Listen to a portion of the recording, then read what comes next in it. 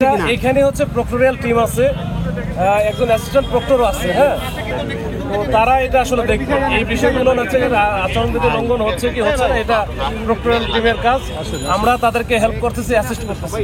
আমাদের যদি বলে যেভাবে বলবো সেভাবে আমরা কাজ করতেছি। সার্বিক নিরাপত্তা ব্যবস্থা নিয়ে একটু বলবেন আজকে। এখানকার এখন পর্যন্ত আমরা যতটুকু আমি ঘুরে দেখেছি, সার্বিক নিরাপত্তা পরিস্থিতি এখন অনেক ভালো আছে। সবাই নির্বিঘ্নে নিশ্চিন্তে ভোট দিচ্ছে। ইনশাল্লাহ দেখা যাক, এইভাবে থাকলে সমস্যা হবে না। ইনশাল্লাহ সবকিছু ঠিকঠাক মতো সম্পন্ন করতে পারবো।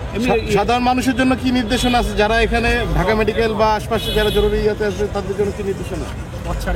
সাধারণ মানুষ যারা তাদের আসলে যারা এই রেগুলারই যে ঢাকা ইউনিভার্সিটিকে হয়তো ব্যবহার করে তারা বিভিন্ন জায়গায় যাতায়াত করতো, তাদের জন্য আজকে আসলে একটু ঝামেলা হবে। তারা একটু কষ্ট ভোগ করবে, এখন কিছু করার নাই।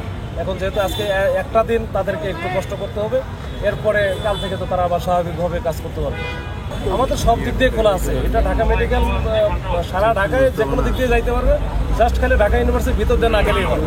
এটা আসলে নিরাপত্তার স্বার্থে এটা করা হয়েছে। ডাক্তারদের জন্য সেম নির্দেশিকা, এটা সবার জন্য। একেবারে ইমার্জেন্সি হলে সেক্ষেত্রে তো আমরা দিচ্ছি।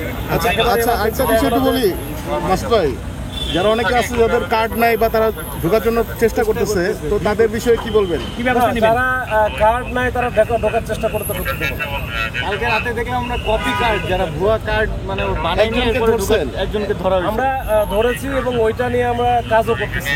এটা আসলে কোথায় থেকে কেন আসলে, কোনো উদ্দেশ্য, অন্য কোনো উদ্দেশ্য আছে কিনা, বিশেষ কোনো স্বার্থন্বেষী মহলের পক্ষে কাজ করতেছে কিনা, এগুলো আমরা যাচাই বাছাই করতেছি।